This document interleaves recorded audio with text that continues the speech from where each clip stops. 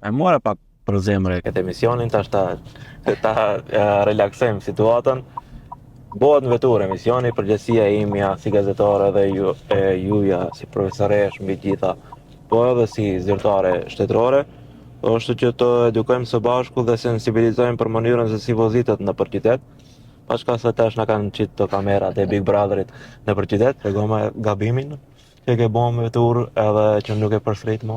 Këtë përgjigje do duhet ta jep mamja se babi im. Ta më qortojnë. A je nervoz për vozit?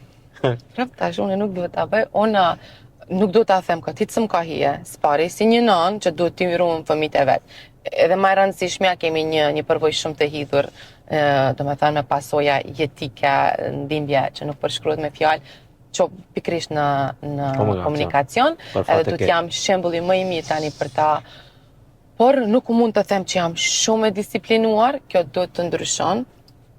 Të thash diçka para emisionit kur nuk e themi këtë publikisht se nuk është mirë. Nuk më ka ndodhur fatmirësisht deri tani një aksident. Unë prej moshën 18 vjeçare kam patent shoferën.